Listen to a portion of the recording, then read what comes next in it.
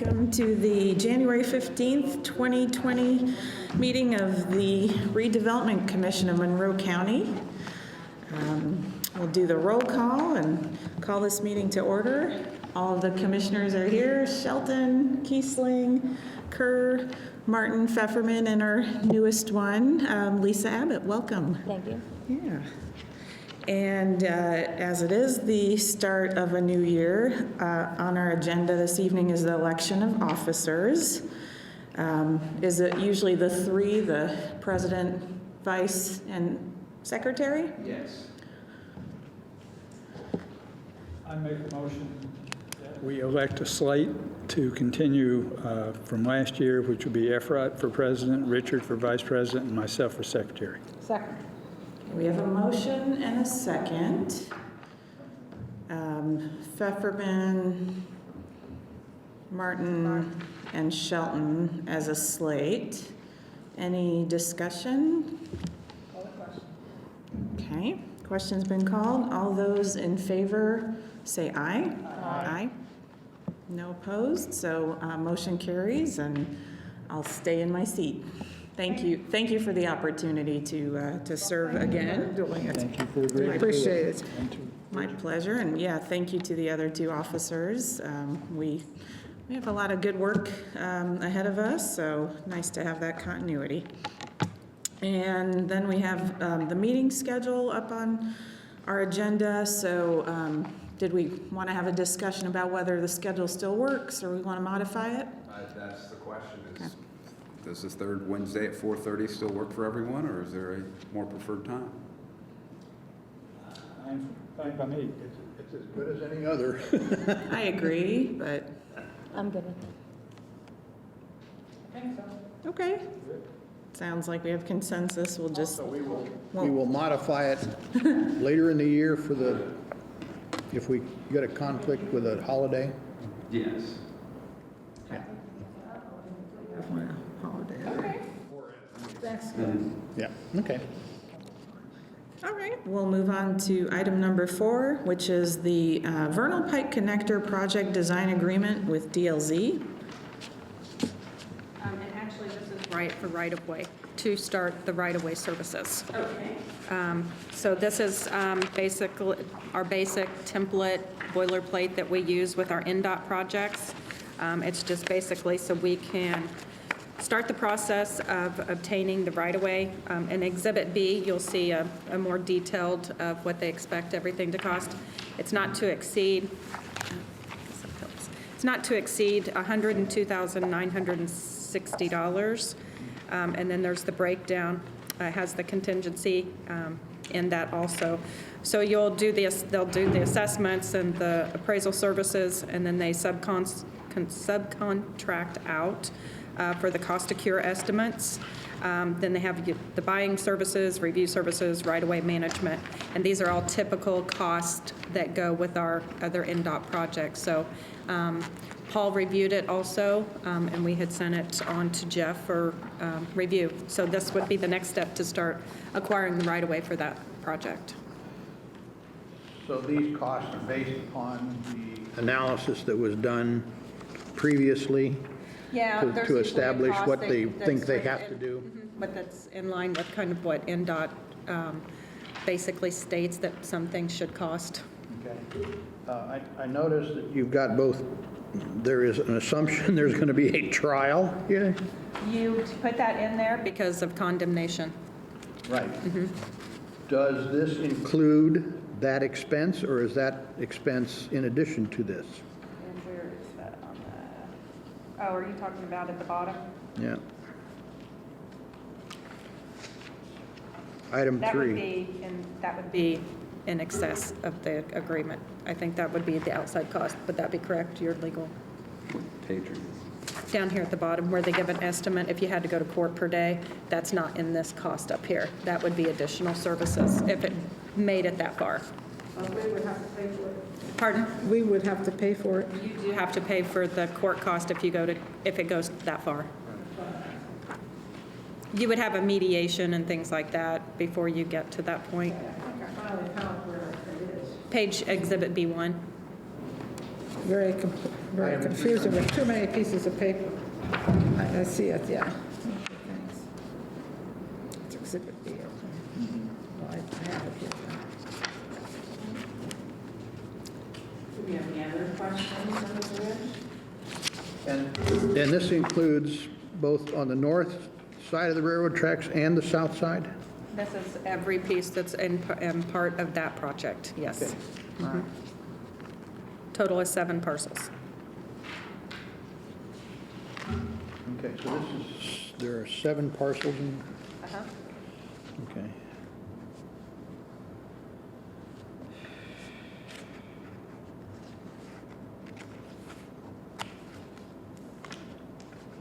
Okay.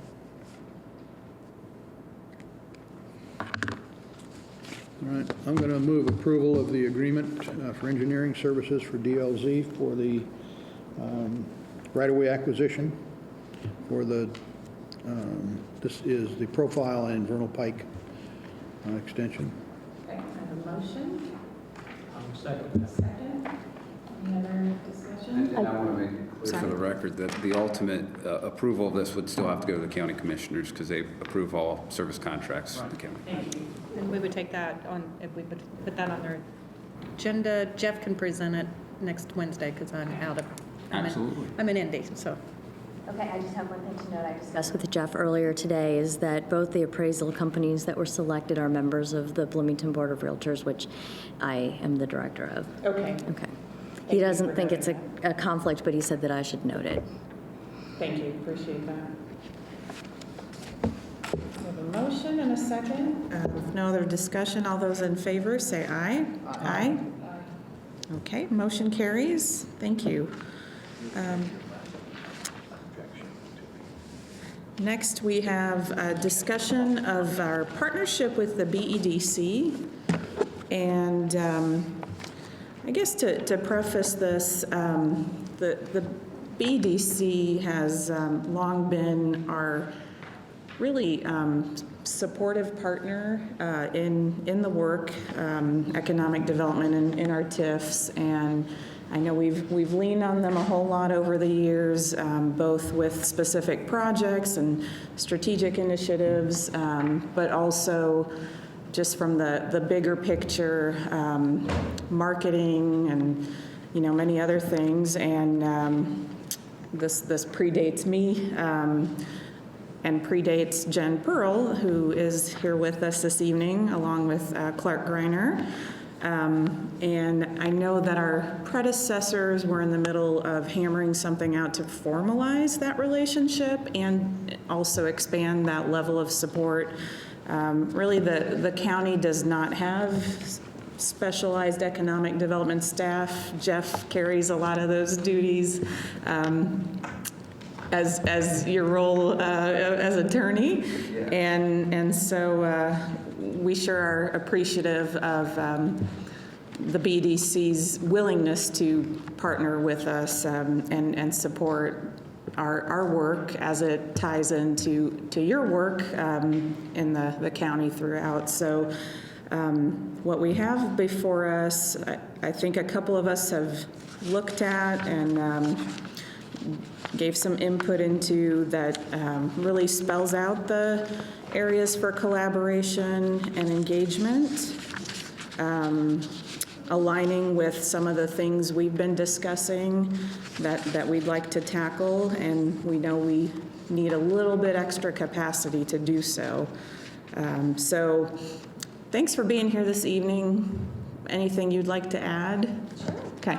So thank you so much for having us. I think everyone in the room. I'm not sure if everyone's met Clark. If you wanted to introduce yourself. All right. Yeah, my name's Clark Greiner. I'm with the BEDC, obviously. I am the Director of Business Development, so I'll be responsible for leading some of the attraction, retention, and expansion programs here in Monroe County. So I look forward to that opportunity. I have experience with Columbus, Indiana, working in the city there for them, working in the business role and business ombudsman, more or less, was capacity in which I functioned in. And been working with the BEDC for right at 3 months now. and because I realize we have cats. So my name's Jennifer Pearl, and I'm the president of the Bloomington Economic Development Corporation. And just briefly, what we do is we're a 501c. There we go. Is this better? One goes out here and one goes on. Thank you. For 30. Thank you. 3 there. Hello to everyone out there. So we're a 501c6 that serves all of Monroe County as a catalyst for building quality jobs for everyone in our community. And really, we have 3 main areas of focus in which we do this. This is actually, if you look at the packets that we handed out, this is an updated copy of what you received via email. Page 3 is an overview of the BEDC and the way in which we collaborate with partners across the community. Our focus on page 4 for 2020 is one, to convene partners across the community to create a comprehensive economic development strategy. One of the things that we found is there are economic development efforts happening in different pockets of the community, but this would be a way to really pull partners together across the community so that we can have a common set of priorities and essentially be rowing in the same direction. And it would be building on all of the plans that are already in place. So we have comprehensive plans in place. We have the Monroe County Quality Place and Workforce Attraction Plan, which the BEDC and Community Foundation pulled together earlier this year. That's in your packet. It would be building on data that comes from the region and from other partners. So that's one pillar of our work in 2020. The second is business attraction, retention, and expansion. So the areas that will fall under this are really getting our arms around property inventory across the community. That includes both those that are listed and those that are not listed, because we find that there are other opportunities out there that are often not listed for businesses that may be wanting to grow here and grow employment. Moving towards business retention and expansion, this is later in the year. We'll be visiting with businesses to find out what their pain points are, what their needs are. Those in our field talk about how up to 70% of job growth actually comes from local companies. So really connecting with the companies that are here to help them grow in their employment. And then towards the end of the year, looking at a business attraction plan, how we can proactively go after things rather than maybe what happens to come through the door, come through state counterparts at the Indiana Economic Development Corporation and others. So actually going after the industries that are a best fit for our community and those that are a best fit for the spaces that we have, and also that are a fit for the vision that you may have, for example, for the TIF districts as well. And then the third pillar of our work in 2020 is talent and innovation. We are in the 5th year of running the B-Start program, which is a pre-accelerator for entrepreneurs. As of this year, we'll have 50 participants who have gone through the program in the last 5 years. And the idea is to grow local employment through entrepreneurship. And then we'll also be looking at issues of talent and talent pipelines locally, because again and again, we hear that's a major challenge from our employers. So that's an overview of our work. And then if you look earlier in your packet on page 2, we outline the possibilities for collaboration with the RDC and to do it in sort of a more formal manner. So this has really 3 main points. One is incorporating Monroe County and the TIF districts and everything that falls under the RDC into an economic development plan for communities across Monroe County. So that dovetails with the comprehensive economic development plan that I mentioned for this year. Second is support for TIF and program evaluation. If there are questions that you have or research that you may need to be done on best practices for TIF districts in other parts of the country, that's something where we can reach out to our professional associations and other counterparts in the field to pull information from other locales. And also connect the RDC with any resources that may be needed as you're moving forward in your work. And then the third would be a comprehensive approach to promoting our community. So again, going back to the idea of bringing together all the different pockets and the different opportunities in our community and promoting them under one banner. A really good example of this is Columbus, Ohio, where if you go to the promotion that they do for that region, they say, here's our region, here are the assets that we have, here are our key industries, and here are all of the different opportunities tied to plots of land for employment growth, so that it's really a streamlined approach, both to marketing, but also a streamlined approach for clients that may be coming in the door, and they're not sure if, okay, is the site that I'm trying to grow in the county, is it in Ellettsville, is it in the city? So really taking a comprehensive approach altogether. You're envisioning a product like that at the end? Correct. Okay. Correct. Yeah, that's unique. So, and then we had put forward just a proposal for an agreement on page 6. This is modeled after the agreement that we have with the City of Bloomington. We do receive an annual grant from them to support the work that we do. And so it's very similar in that way.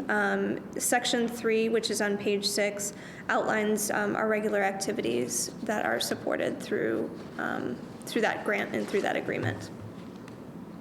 Does the county now contribute to BEDC? They used to. So currently the county is a member.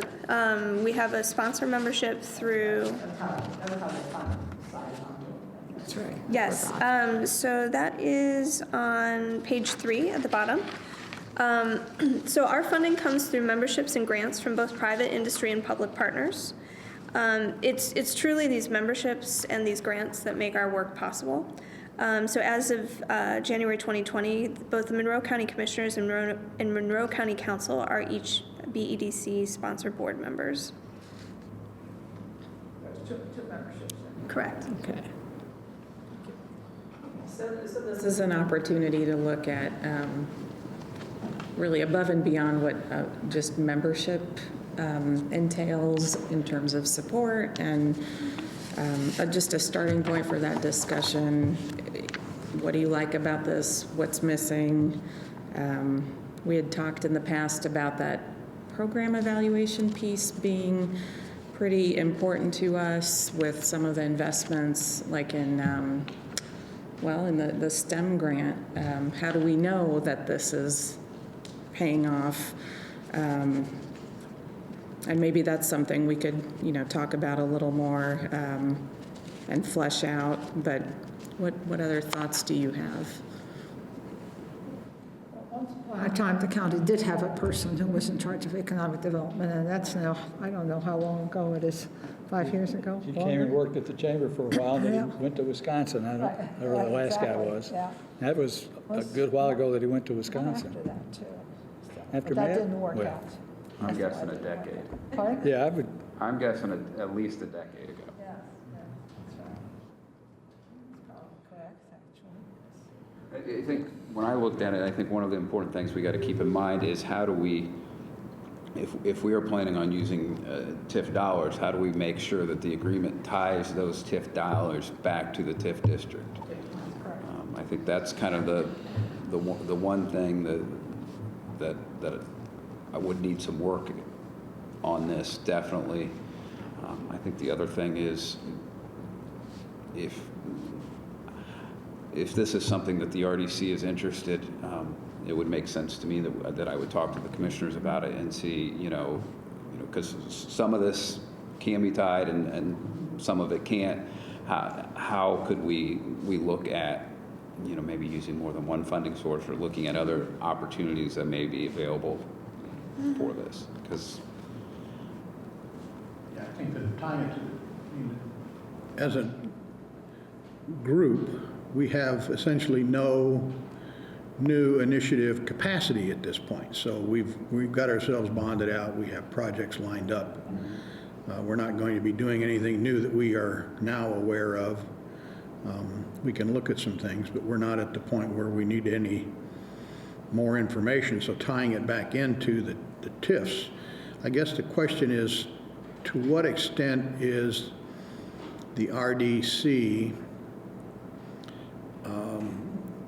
involved in the utilization of the infrastructure that we create in the TIF districts? What we do is provide an opportunity. We've already provided the opportunity. Do we have any obligation to work at others taking advantage of that opportunity, and whether the TIF dollars can actually be used to that end, because that's essentially what BEDC is doing, is taking advantage of opportunities that are existing. So we'd have to find some nexus between our work in creating the opportunity and their work in utilizing the opportunity. That, and I've been trying to work through my head how that kind of thing would work out, and I'm not quite sure how we tie those pieces together really clearly.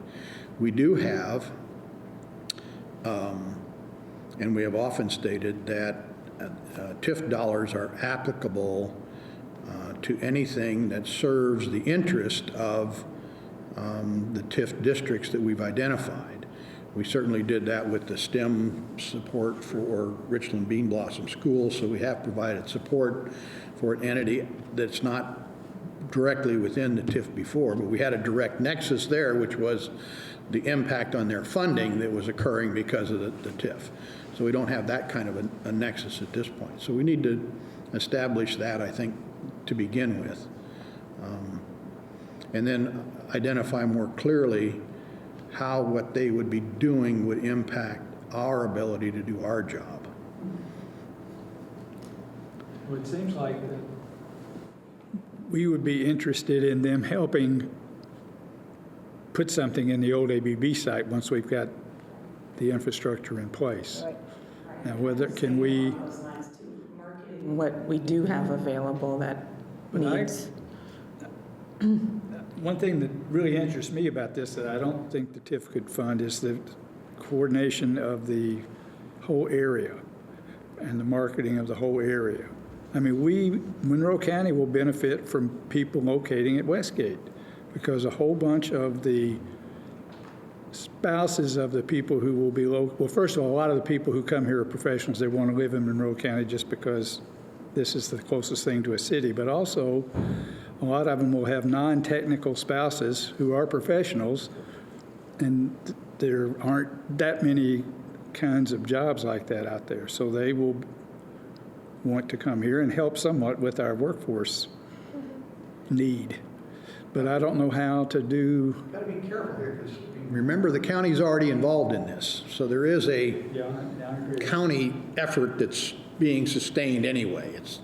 It's getting this tight nexus with the TIF district and the TIF district, because they're using TIF funds to do this. Tying it directly into that effort is I think the critical part here. Have you thought about what the product would be that the TIF would be paying for? Because that was my question was how do we tie this directly to the TIF districts? So what would exactly be the product that they would be paying for? So in terms of deliverables that would be tied to this under the current proposal, the most kind of direct deliverable would fall under point number 2. So if the RDC is looking for best practices from around the country, what other communities are doing, ideas that could be brought here, connections with resources for program evaluation, that is something where we can easily pull together that research, for the RDC and reach out to our professional associations. On points number 1 and 3, so the comprehensive economic development planning, it would be including, the work of the RDC and the TIFs and, these areas to say, here are opportunities we have in the community. Here are the strategies that the community and the county have put forward for this area and embedding that into the plan. And then having on point number 3 a kind of a comprehensive economic development marketing push, which would include, okay, we have these areas in the TIF, and here are intended uses for them, and embed that into the attraction plan that we would be doing community-wide. And if I could speak to that a little bit too. One of the things as we start to get into the business outreach program and the attraction side of it, one of the things that we're going to do in that effort is start to push out more to site selectors, and the TIF part of that will be an opportunity for us to make people aware of that typically aren't aware of it, because the way that the deals flow into the county now typically come through the IEDC. If you'll look at that, and this is something we'll disclose a little later on at our annual meeting, but the bulk of the opportunities come through us through IDC, and most of those won't necessarily fit our strategic growth initiatives that we really have in place. So if we want to go out and specifically target different types of industries to help the market grow in the direction that we want it to grow, we're going to have to start pushing out and reaching specific companies, specific industries that talk about what we want to accomplish as a community and the industries that we want to attract. So those are going to be some of the things that we do, and obviously one of the things that will be intriguing is, the TIFs, and so that will be one of our talking points there. So maybe as a deliverable, a subset of that needs to be crafted for just the TIFs, like a marketing piece, right? Something that the county can then use in conversations and in that work. Right now, market in the county, available places in the county for business to settle. Is anybody doing that right now? It's been done sort of through the channels that Clark had mentioned. So it's more like when deals have been coming in the door, here's what we have available. I know too in the past that the BEDC has been involved in things like the former GE site, making connections there, providing support for businesses that are in the TIFs as well. So things like that would still stand, but this is moving towards kind of a more strategic and proactive approach, compared to, some steps that had been taken before. It seems like this would be a really good time to do something like this for Criderville now that I-60, or whatever we call that, the State Road 46 TIF that's largely idle. Now that 69's getting done. And knowing too that, But again, we sort of want to be strategic about what we try to attract there. We don't want it to just be a service station. There's no income coming in to support whatever we might want to do anyway. Well, there's that problem too. absolutely. The other thing I would add is two things. One, if there are certain requirements under the regulations through which the RDC works, saying we must be able to show X, Y, and Z very specifically, knowing what that is specifically, we can write that in as we're developing this. The other piece of it is there's what we could do directly for the TIFs, but then how this can spin off and benefit the community more widely as well. So the Monroe County Quality of Place and Workforce Attraction Plan is a good example of that. That this was something that the BEDC and Community Foundation pulled together earlier in the year, and that is now being used as a springboard for other initiatives for folks that are applying for grants from ROI and other sources. So, that's something that kind of went through the BEDC, which is used as a springboard for other things more broadly across the community. Being from RBB, I know that the RBB STEM grant is from a limited amount of funds that are available for that type of thing. Is this something that would be out of that same pot of money that's, or would it be? The statute that allows that up to 15% is for workforce development and for educational institutions that focus on that, much like the high school. This RBB, Ivy Tech would be another one who would be a potential user of that. This is not that concept. This would not fit into that language. I was hoping not. I like the idea, so I was hoping that. That's all right. So there are no guidelines on a amount that something like marketing would. No. Okay. Yeah. It would also work. It would be cross purposes for us to be competing with that, since workforce development and our local education system is so vitally important to our community.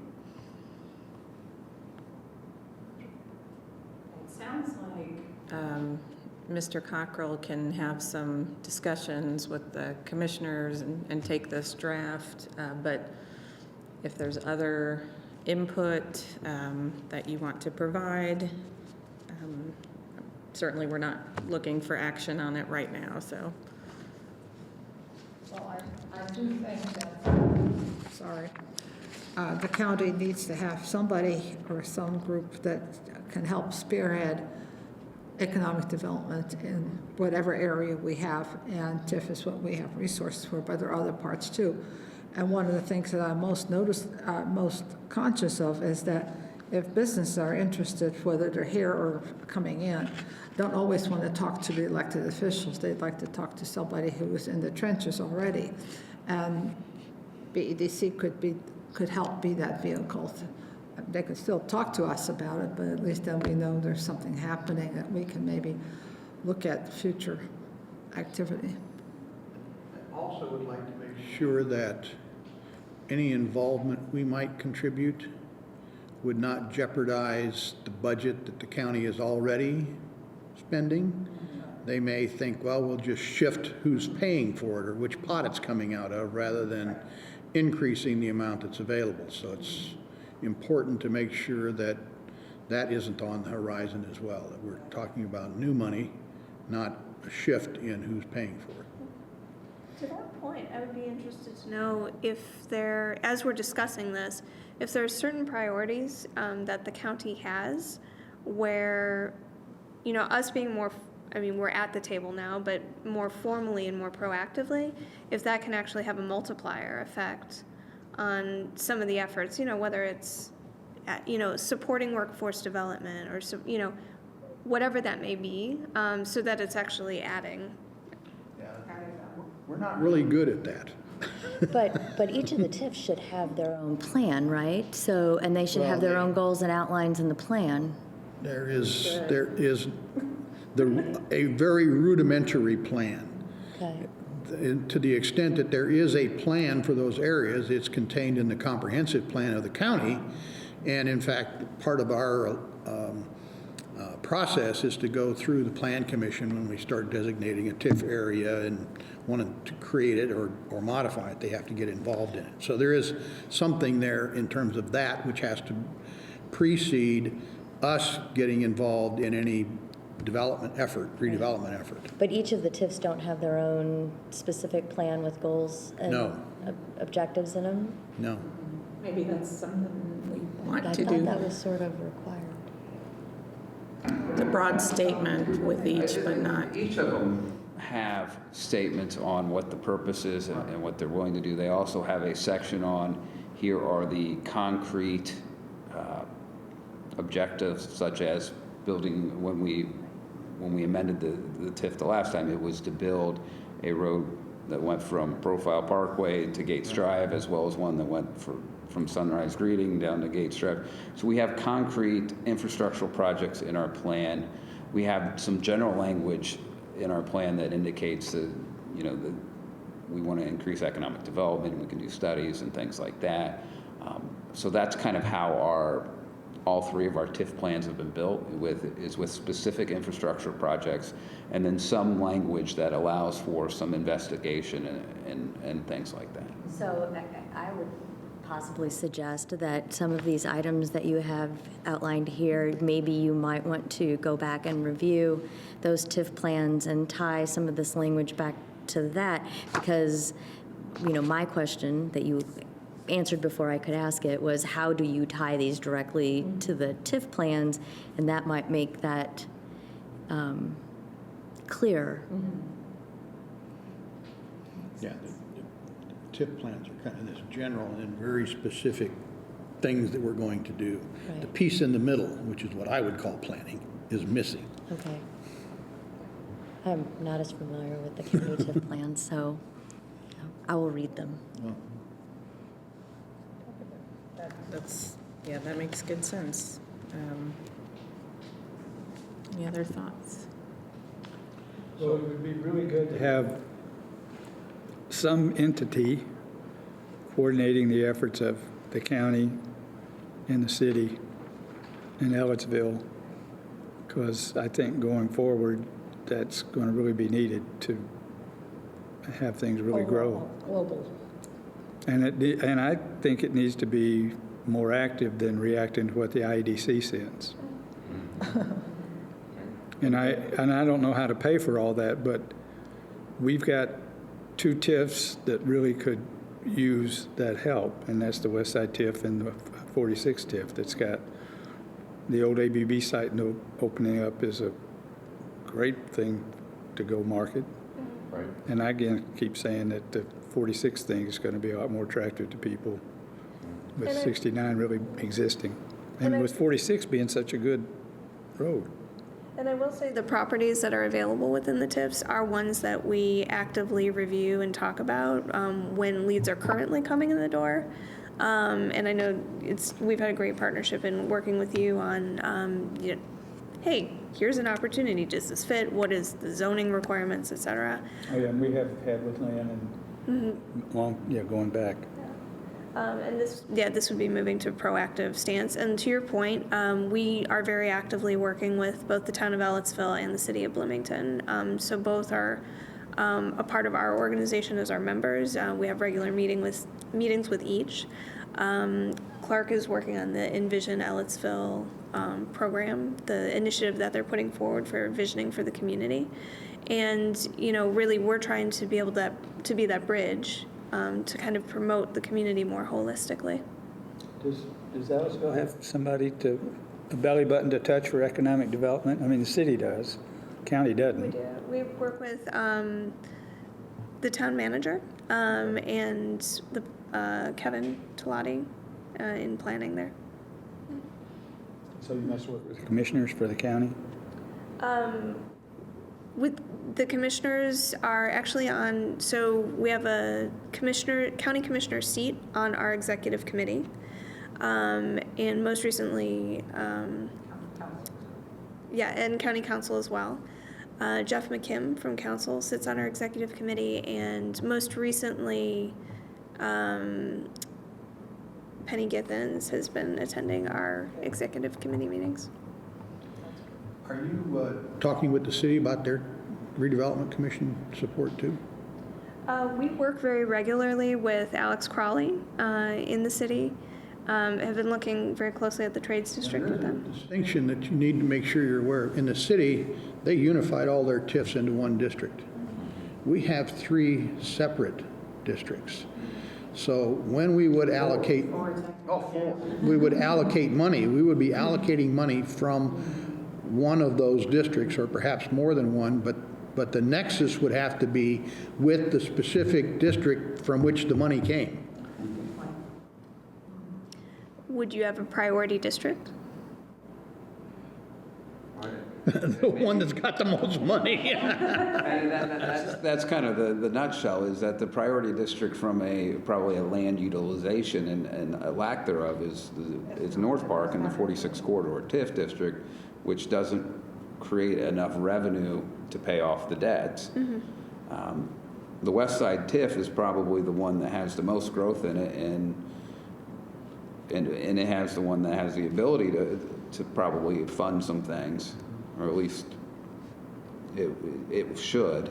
We're going through these bond processes, and we're trying to save some money in there, but that's the one that would have the ability to fund it, which has some areas that could still be developed. And I think opening up the AB site is one of the most obvious, as well as kind of north part of Angelina Way, that kind of area as well.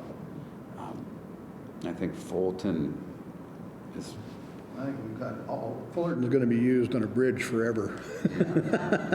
And I think the Curry profile is already got, it's kind of full, right? It's the old GE site, and so that's already got, probably as much capacity for At least for space. Short-term. For short term, that can be handled at this point. Mm-hmm. But really, North Park has the greatest needs. Yes, I think that's. Probably the West Side TIF has to be the easiest, the most likely to get wins, seems to me. Yes.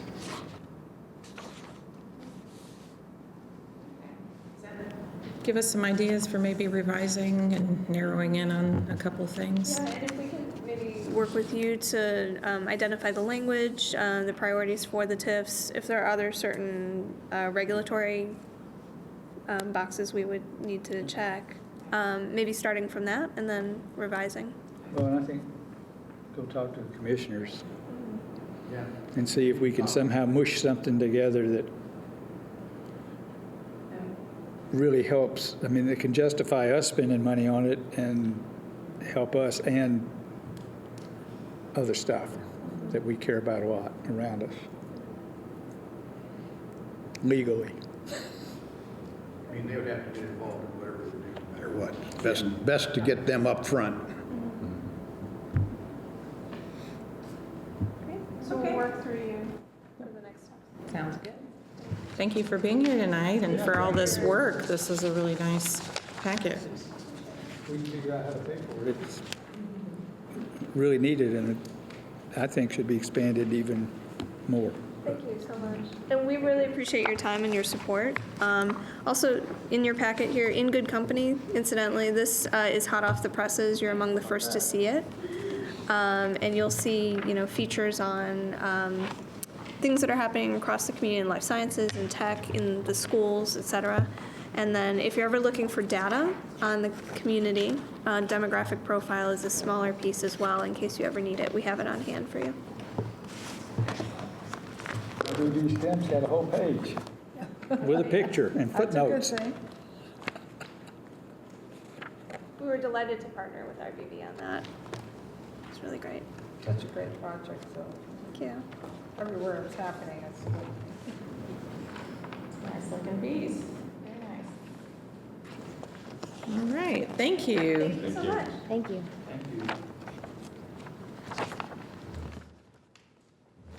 Okay. Yeah, and certainly if you have any other thoughts along the way, feel free to let me or Jeff know.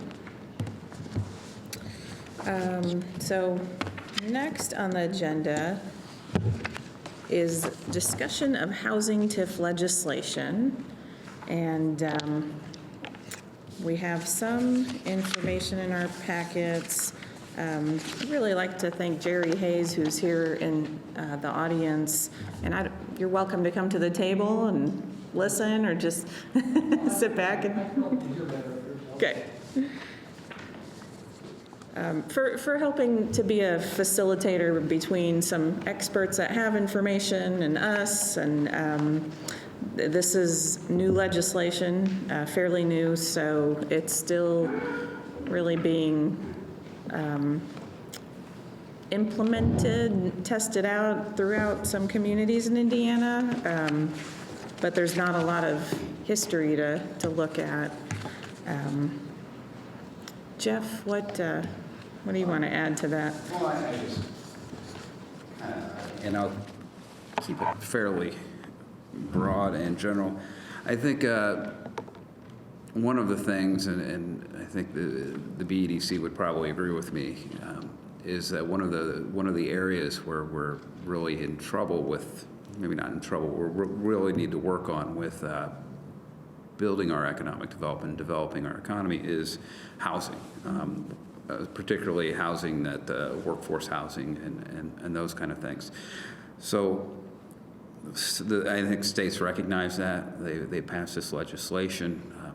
I think the one standard that they have is that in the past 3 years, your new housing stock can't have grown more than 1% from your basically current housing stock. I worked with the building department and the assessor's office, and according to how we did the research, we're well below that.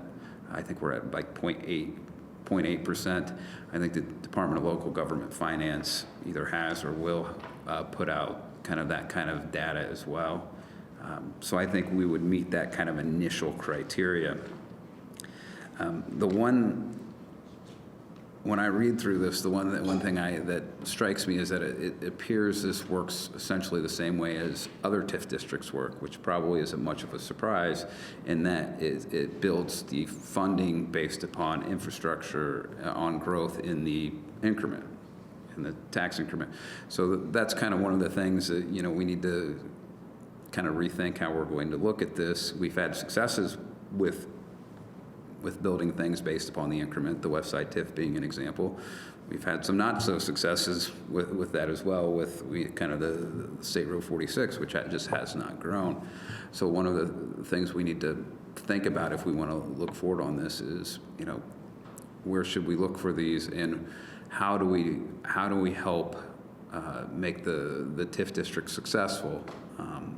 Because I think the West Side TIF district was successful because we had an anchor when we began that with GE. I don't think either, and our Fulton Pike had the anchor with the hospital. And I think our Curry Profile has a pretty good anchor that'll help it grow.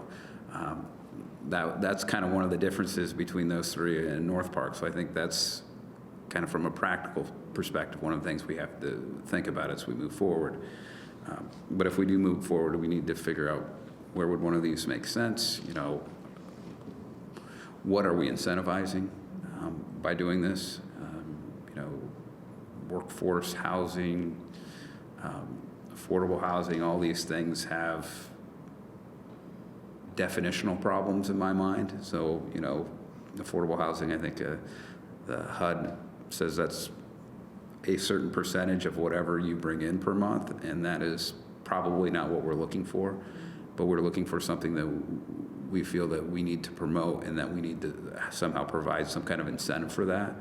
And so those are kind of the questions when we talk about these residential housing ideas that always come into my mind. So I guess legislatively, I think we have the opportunity. I think we have the ability to look at doing this based upon the 1% in our housing standards. But I guess the direction from the RDC needs to be, you know, one, is this something that we want to really explore? And two, what kind of information do we need in order to really make intelligent, good decisions?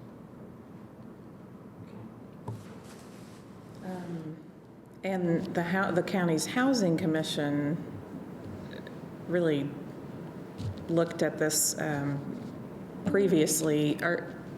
Can you speak as a representative of that? Sure. Okay. Are you still on the commission? I am. All right. I think. I don't think I expire yet.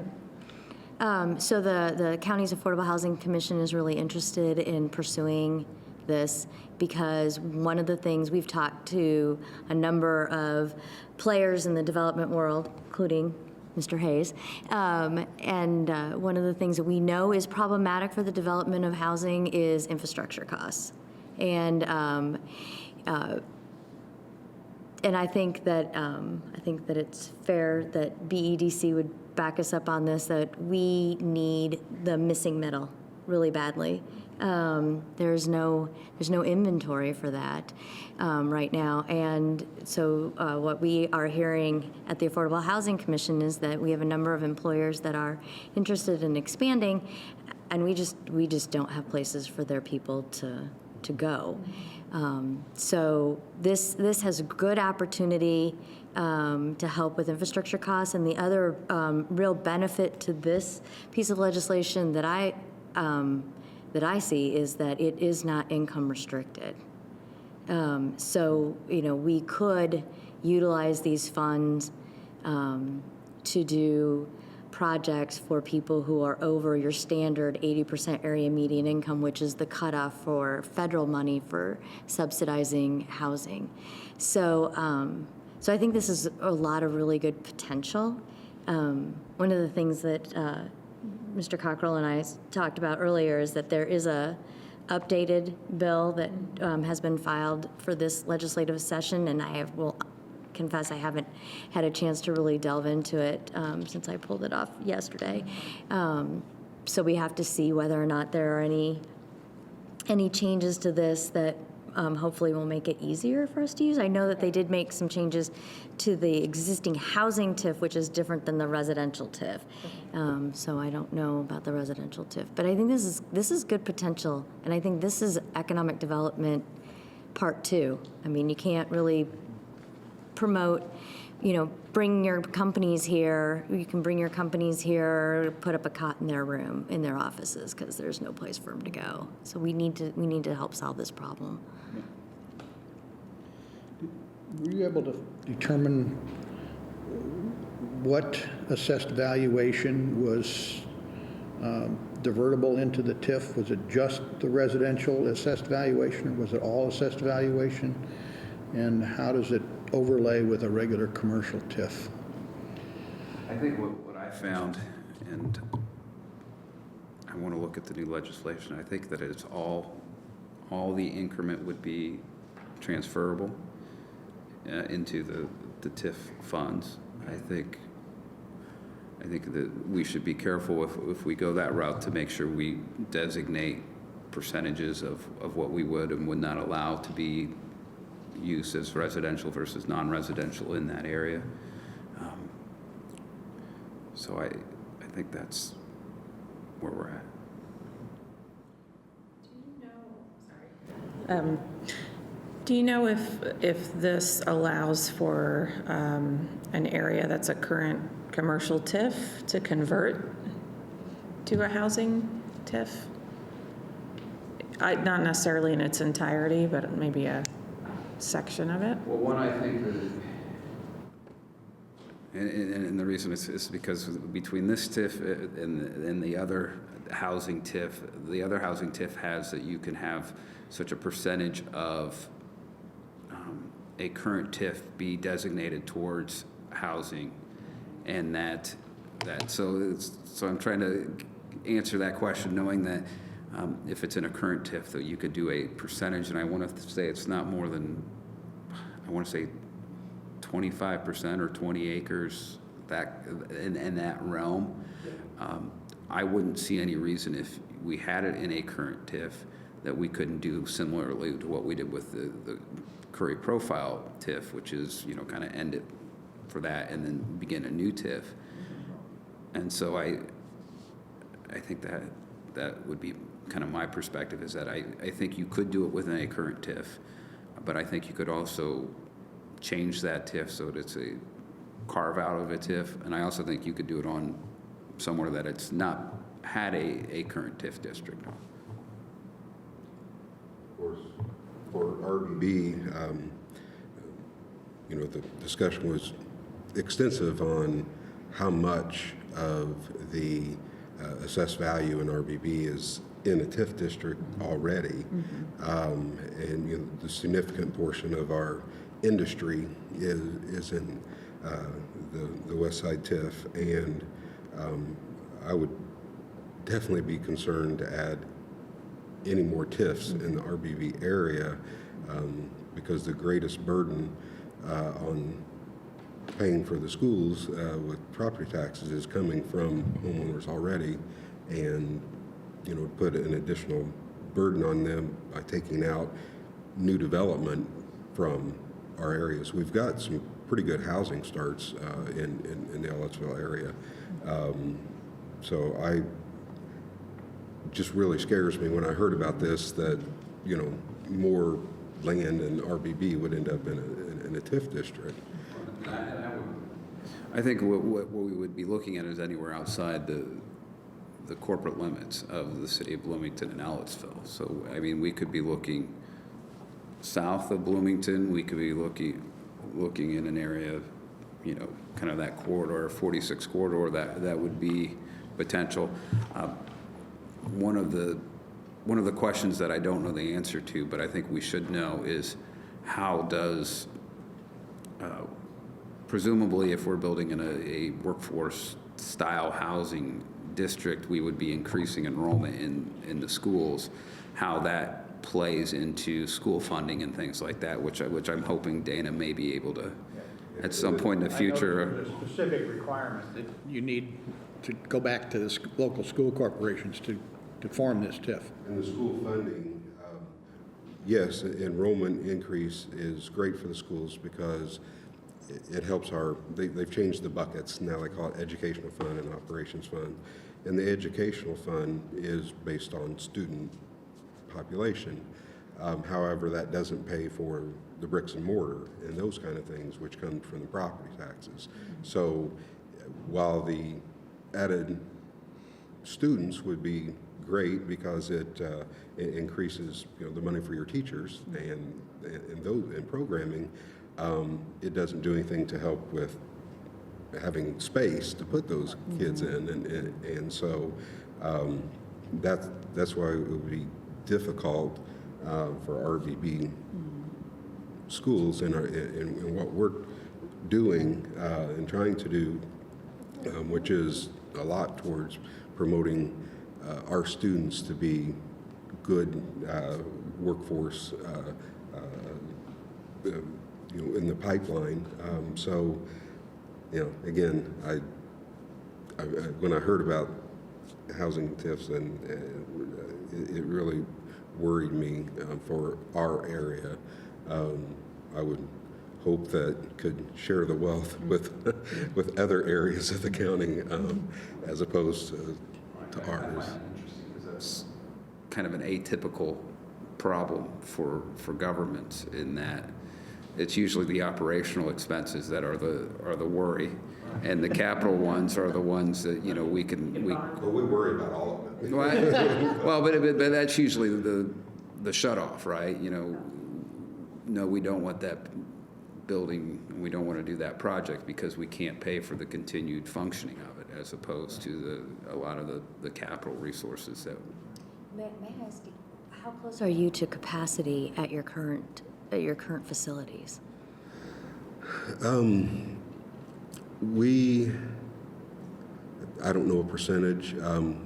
We're Pretty close. We're pretty close. We are looking at things, for instance, because we have some bonding capabilities. We're very much, the RBB School Board is very much wanting to keep debt service taxes neutral. So anything that we do would not raise any taxes, because again, I think with the TIF and everything else, it does have a pretty heavy burden on our homeowners as well. So, but one of the projects that we're contemplating, and it'd be a couple of years from now, would be a potential pre-KK building, which would be next to the EPS, Edgewood Primary School, and that would add a lot of classroom space. And the nice thing about that is, with the structure of those buildings there and the connector between EPS and EIS, it can be more fluid. So if we get a big influx and we have a large, class, you can move classrooms around and to adapt to that without, having some classes with, too many students because there's not enough rooms. You can shift, and that's going to help with our capacity. However, when you get to the worst, I think, is our junior high. It's pretty maxed out. Well, that's moving. Yeah. Then you have to worry about the high school. Right. Because that's the one And thing that people don't that'll always think lead to about. the high They think school. about now The it's high great, school, I think, but can they have to handle. think about when they move into the next, because think those populations won't change that much, because especially RBB, I think it won't change as much. I think other school corporation maybe it would, but not there. But people like your school. If there's a large increase in enrollment, we would have to have some really tough decisions to make then about capacity at the junior high level. Again, that's our tightest place right now. And next year, they're going to have one of the largest groups that they've had. With because it does come in ebbs and flows. And so the class that would be going in versus the size of the class going out, junior high is going to be, and we are doing some improvements to the junior highs with that's going to help, including a couple STEAM labs as part of that. So yeah, it's pretty tight, especially at that age. Other thoughts, questions, comments? My head around this whole thing about housing, residential housing or other TIF districts and so on. I need to look through this a little bit more and have more of a dialogue about it. Just don't have a good sense about it. Questions I've got is just how much of an impact could this TIF district have on workforce housing, not in terms of numbers, but in providing that middle bracket. We don't want to end up making an investment where the houses end up being too expensive, and that investment gets essentially wasted because we're not meeting the need. And we don't want to, we need to understand well the impact of us providing infrastructure, paying for infrastructure for a long period of time, because you're adding value to all of those properties when you do that. And if they, as a result of that, turn over at a higher value than you are anticipating because you're adding so much infrastructure to them, how do we deal with that? So how do we assure that we actually, through this process, can end up with houses that are priced at the affordable level for a workforce? And not quite sure how we juggle that. And then how do we maintain it over a sufficiently long period of time? We may do fine for a year or two, but if after that year or two the prices have gone up and it's no longer workforce housing, then we really haven't accomplished our objective. I think How do we even start it out? I mean, if we put in infrastructure, somebody wants to come along and build a house, yeah, how do how do we, we control? yeah, I don't how think big we or want to, fancy? we don't want to be in the home building or home leasing operation. That's not what we want to Does this do. work someplace we can go read about? I think Huntington Really? has one. I think I've got some information I'll forward to you guys. Is this modeled after other states' legislation? I am uncertain. Is this something the BDC can help look into?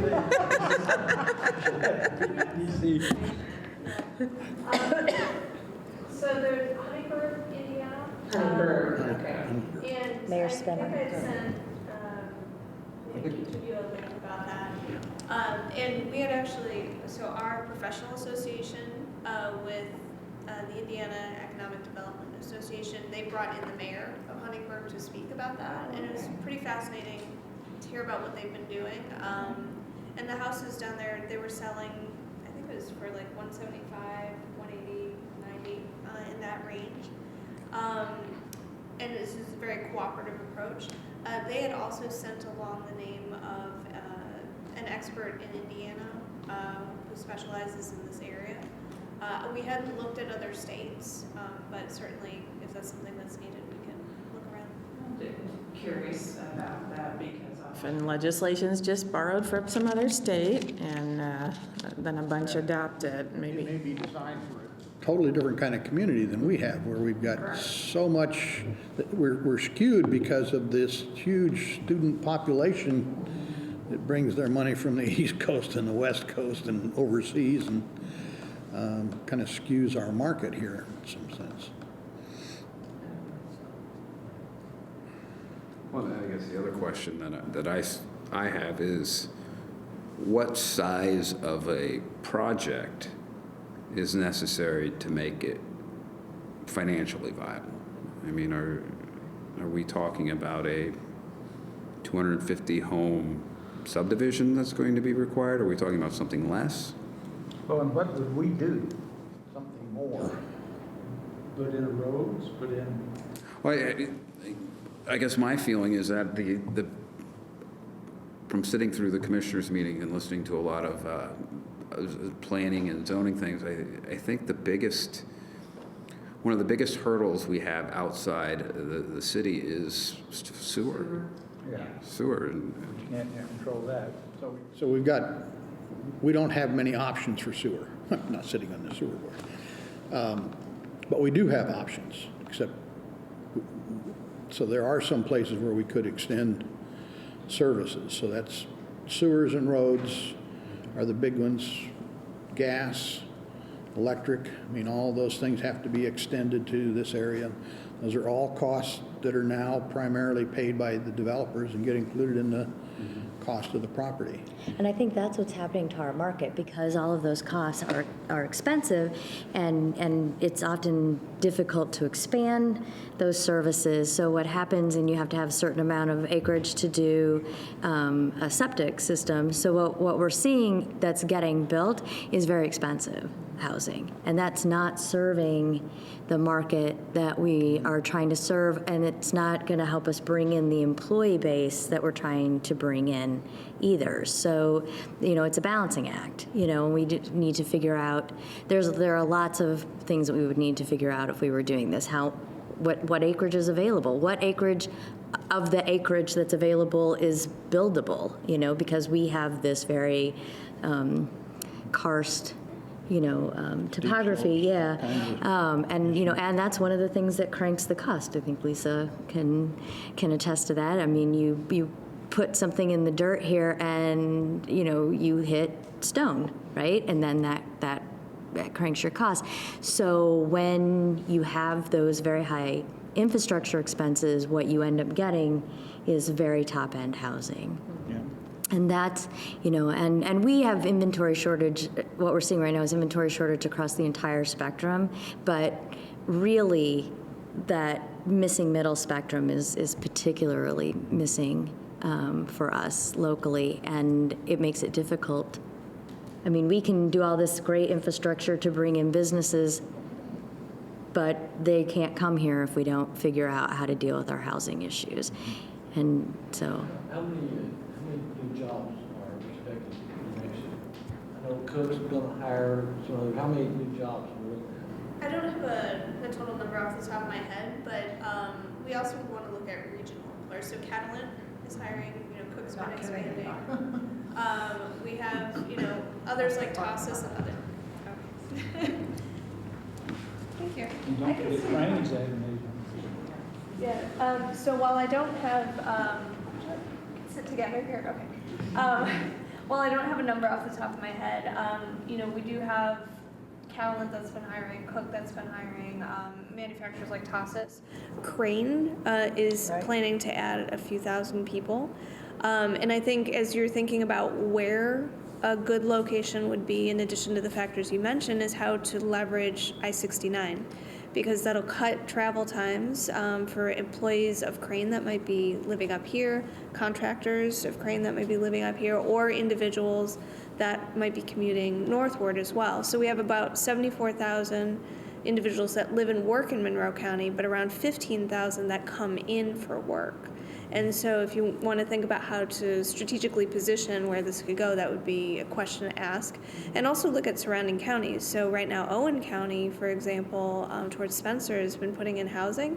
And it's there's conversations of how does that tie to Monroe County, how does that tie to Ellettsville and others. A lot of the surrounding counties are really picking up on this, and they're thinking that's where we want housing to go, and that it would be bedroom communities. And then the Regional Opportunities Initiative completed a housing study this year, so that would be something where you could probably draw some information from that, in addition to, all of the local housing partners as well, because they kind of identified heat maps and where areas for opportunity may exist. Property comes to mind for me, I believe, is Sudbury Farm in the county? No. It's not? Okay. Well, something, location in real estate, right? That's important. So when you think about, and I'm premature in mentioning this, but when you think about if you do want to move forward, make sure it's an area that's going to be attractive. I've talked to someone at the county level once, and they suggested the Harrisburg area, but I don't think that would be a very good, I don't know how attractive that would be for housing. So, make sure you pick an area that is really going to be attractive for the workforce and easy to get to. I think there's a really good opportunity because the county's getting ready to do the county development ordinance, right? And they'll be looking at, redoing their zoning maps. And so, I think a lot of the effort will go towards figuring out how they do their zoning maps, and that might help us narrow down some possible locations. Yeah, I don't expect, they have a comprehensive plan, which is going to dictate a lot of it already. And they do have areas that are zoned for growth that have been zoned that way for a long time, and nobody's taken advantage of it because of the infrastructure cost to take advantage of them. So if we can provide the infrastructure, we should have a better opportunity. But I think understanding how these various costs are incurred in the development of a workforce home, I think, is one of the things we need to understand better, to figure out what we could, how we could actually get in and make a community investment that would get paid back over a longer period of time. And in terms of numbers, I mean, the number I'd like to shoot for is 1,000 homes over 10 years. I mean, that might have an impact. 100 homes over 10 years isn't going to have an impact, but 1,000 would. And There are that's, some numbers about the need in the ROI housing study, some pretty good data in that study. To whatever extent, too, we can help by pulling in experts. I mean, it's certainly, more than everyone in the community in this area, where they could advise on, here's what's adding to the costs, just off the top of the head, it's everything from land to labor and limited labor. Materials costs have gone up. Cost of, anything that can be smoothed out in the regulatory process to cut down on time is also an issue as well, so. a lot of those kinds of things, I think we're all experienced with enough to know what questions need to be asked. What we still have to do is to figure out whether it's something that has a chance of gaining the political support necessary to move it ahead. I think that's the big question that I have at this point. And I mean, we're beginning to start some discussions in that area. We're going to have to see whether those discussions can narrow down for us the questions we have to be able to answer in a positive way that will enable us to get the kind of support we need to make this work. Jim asked about how do we ensure that this kind of gets passed down to the consumer. One way to do that might be to have a nonprofit CDC form that could actually do the development. It would, be separate from the county, of course, but they could, operate and develop that land and ensure that the cost savings are being passed on the consumer. I think I spoke to a developer once, and I believe they told me that infrastructure usually adds about 10% to the cost of the house. So, that just right off the bat, that'd be a 10% reduction in cost. But there are a lot of other things that have to go into that too to reduce cost.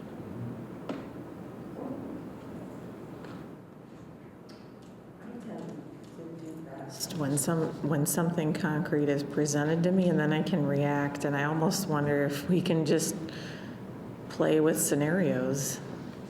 Here's, this piece of land, and do the analysis on that and some projections, and here's another one, and here's another one, and as a starting point for a bigger conversation. I don't know. We've got we've only got about 3 places where we can get sewer. Is Sample Road, is that one of them? Is Sample Road one of them? No, there's no way to sewer that because we'd have to go to the city and they won't take it. And there's nothing up there already. You can go south into Caslon, you can go into the North Park. Those are the 2 where we have capacity that's available. There is no real capacity out at Steinsville. It's a different kind of system anyway, and it's pretty far out. The other districts where we have things feed into the city is not interested in providing sewers to the county anymore.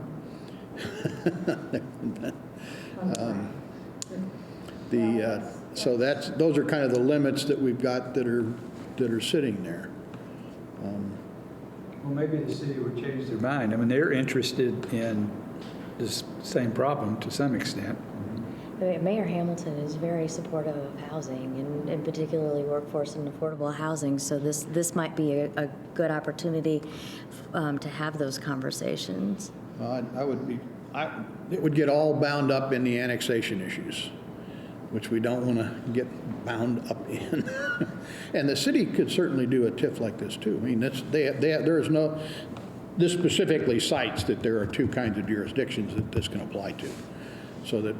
But I think the city has probably been growing too fast to do it, which might be a way to leverage it with the city because even if they annex the properties, they would not be eligible. But if the TIF occurs before they annex the properties, they don't get the property tax, but they might get the benefit of the workforce housing that they're looking for. So there may be a trade-off there that they might be interested in, because they can provide sewer. I actually think that if a TIF is formed in the county and it gets annexed, the city's tax layer is added to it, and the city gets the benefit of that tax layer. Of their tax, but they don't get the benefit of the increase in value that is not their increment. I think their tax rate is applied to the whole assessed value, and that they get the benefit of that whole assessed value increment or not. How would you pay for the TIF? They would. The city doesn't get any of the taxes on any of those tax rates that would be affected by the increment. So the county's tax rate, the school districts. They don't get any of that tax rate, but they would get their part of it, which makes sense. But then when they annex it, then that tax rate would go up by whatever the city's tax rate is, and I believe that portion would still continue to go to the city. Yes. So the city would then, I mean, following your logic, that if it was created and then annexed. Do they at that point determine what the assessed value is for the city, and that becomes part of the baseline at that point, and then any increase over that goes back into the TIF?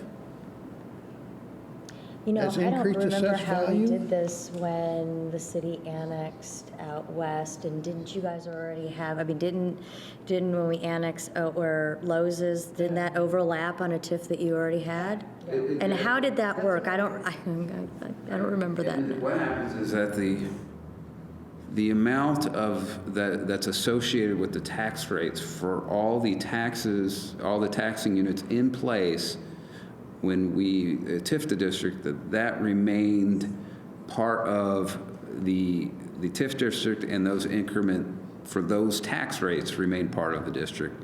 The additional tax rate of the city, I know the city gets their share, and the reason I know all this is because one of the parcels that was annexed, the city planning, I think city planning redid that when they subdivided the property. And so now there's a parcel out there that's 3/4 or 80% in the city and 20% in the county, and we've got to every year go through and figure out how to do that calculation. Well, it was screwed up for a while, and we ended up having to pay back, right? I think we did not end up paying back. I think they actually ended up Somebody had to pay something. owed us Auditor was put, a little bit. Oh, the twisted wet. But I think if the point is that if we had a residential TIF and it was annexed by the city, I don't think the city would see any harm in a lower tax based upon that annexation.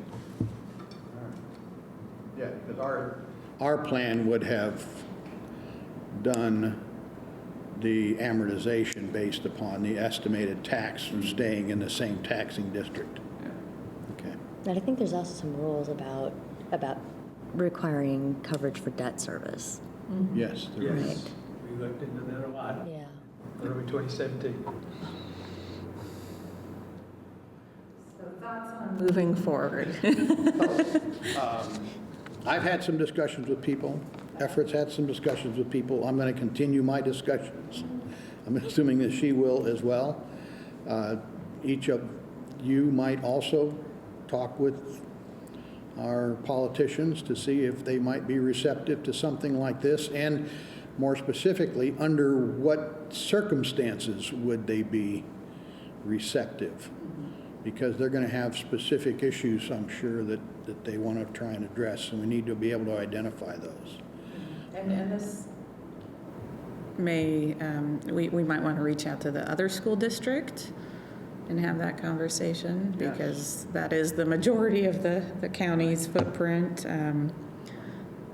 And I'm not sure what the impact is from city TIFs on them currently, or how much that's felt. Right. I can certainly broach that conversation. Any other We might thoughts? want to talk to Don Griffin from the city's RDC and see what, We reached out, the mayor as well. I think they just have a whole lot on their plates right now, and this isn't front of mind, yeah. Just a few things. Convention center. Yes, just a couple of things.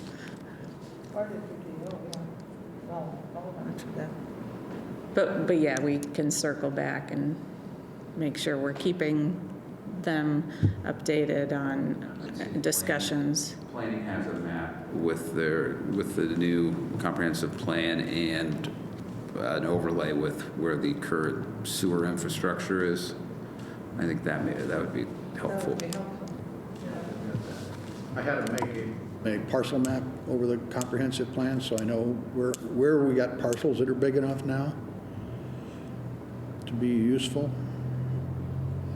So much of the county is just parcelized into small places that putting in something like this wouldn't make any difference, because there's not enough room to do anything of significance in a reasonable area. Okay, any other thoughts or comments? Okay, well, thanks for being here. Thank you all. Please look into it. That's a step. We know it's an issue in our community. We know it has implications for economic development, the lack of housing in the middle. And this is a new tool, one of many out there, so certainly something worth exploring in full to see if it makes sense. So we'll do that due diligence and gather the information that we need to make informed decisions. Okay, with that, we'll move to approval of the claims. Before you have questions. On the claims already? Let me give a kind of an update. What you have in the packet has the cover sheet for what was emailed out, as well as we got another claim for Kreider and Kreider for the Hart Street Road project. So it also, there's a second one that has that with that supporting information. I got it today. I didn't know if you guys would want to consider it today or not, but I thought we would include it as part of the information you have available to you in case you did.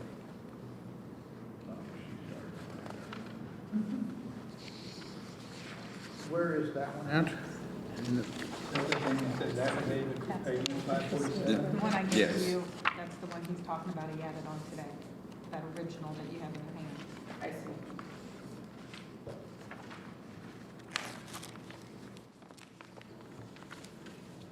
I see, okay. I was looking at that bottom number as if it was a total, and they're both the same, so that didn't make any sense. Okay, so the one with the added Kreider and Kreider, number 9. All right, so we have claims that total $1,312,997.38. And then do we also have to approve this encumbrance request? I think that you guys should review it and approve it, yes. So encumbrance request in the total of $1,623,415.94. Give me that total of the previous one, that's 1 million something you said. 1,312,997.38. Thank you. So are these two different actions or one action? I think it's one action. One action, okay. Do we have any questions on the claims? Yes, I do. Okay. Why do we pay for one advertisement that appears twice in the same paper on the same day? Why do we do that? I've noticed that it's happened several times. Why do we do that? I can imagine that we would have notifications on different days, but I can't figure out why we put the notification twice on the same day. Where's it at? Well, this is Herald Telephone, HT. Paper? And in fact, it appeared on the same day. Here's one, here's the next one. They don't, I mean, I'm assuming they're supposed to be a week apart or I think that 2 weeks apart. Typical advertisements, twice, 1 week apart, with the second being at Right, and least. they're doing twice, but they're doing them both on the same day. They're not advertising them both on the same day. They're in the paper on the same day. See that. Thanks for coming. Yeah, the bond advertising in the paper on the same day twice. I have one on my computer. It's the same billing model. They're two different invoices. Herald Times is the umbrella over the journal. They're two different I think we invoices. know the answer. It's because the HT and the Ellisville Journal has the same ownership, so we get billed from the same billing department for each paper. And we have to note it, we have to do it in 2 papers. Okay. Glad you That get to helps. answer that. It's not supposed to be in both papers, though. Is that It has to be in 2 different. But it does appear, it did appear twice in the HT. Oh, it did? Yes. Yeah, that's a problem. If you see one of these sheets says publication at Ellisville Journal, Yeah. the next one says publication Herald Times. Ah, okay. That was in today's paper, it wasn't in the, It wasn't in the packet before us. okay. I got that. So I guess my other question is, why does it appear in the same paper twice on the same day? The next time it happens, I will, That sounds like maybe a print error. no, I think they're just taking space. That's okay, that's okay by us, I guess. We're not paying for it. Right, right. Okay. Okay. Any other questions on the claims? In a county that doesn't have 2 papers. If there isn't 2 papers, they only have, the requirement then is that you only have to do it once in 1 paper. So you have to do it in every paper in the county? No, 2. At least 2. If there's more than If there are 2, you have to do it in 2. both, but you don't have to do it more than that. Yeah. That was the only question I had. Which technically, we do have 3 papers. Yeah, IDS. Because we have the Indiana Daily Student. Sure, we do. Oh, let's put these in IDS. They would love that. Crank their revenue right up. Give the students a dose of public governance. Plain old signs. I'm not sure the students are primary readers of those.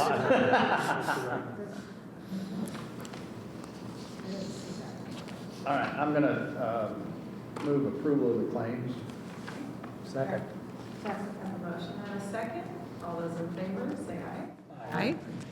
All right, motion passes. Thank you. Staff comment. Anything we haven't covered yet? Happy New Year to you. Do you have anything?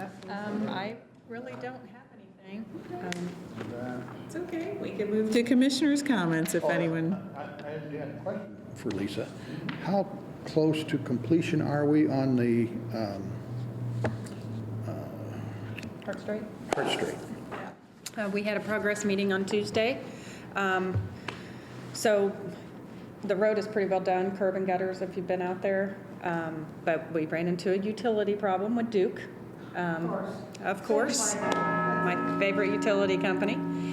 So their subcontract, their third party that they had hired to do locates and everything did not locate one of their lines on the plan down by Daniels Way. So we had to wait until Duke moves it.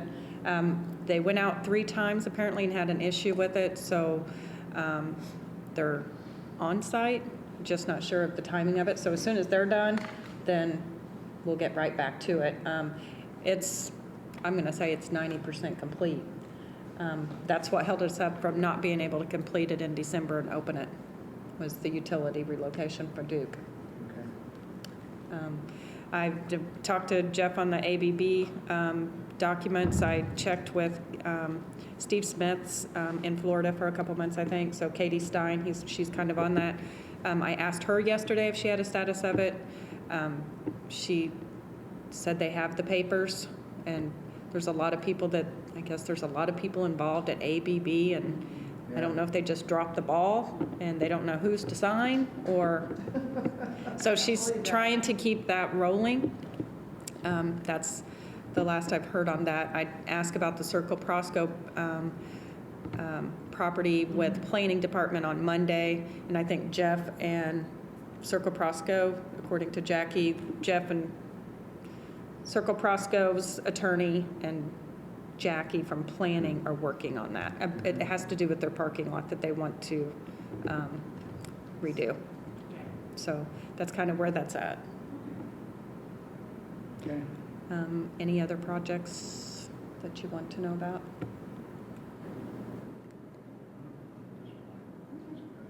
Any commissioners' comments?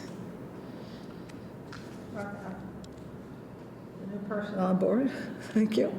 Thanks for having me. Be fun.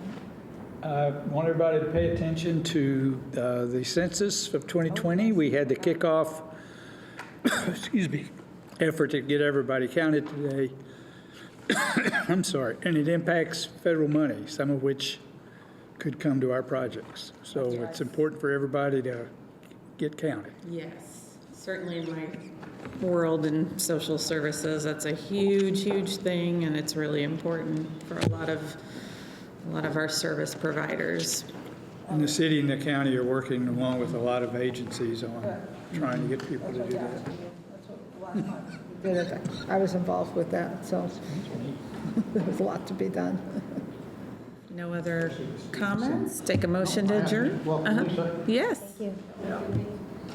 We will tap your expertise. Absolutely. Many years of expertise with TIFs and housing and economic development, and we're glad you're here. Thank you. I'm glad to be here. Take a motion to adjourn. $2 million. I know. All right. Adjourned.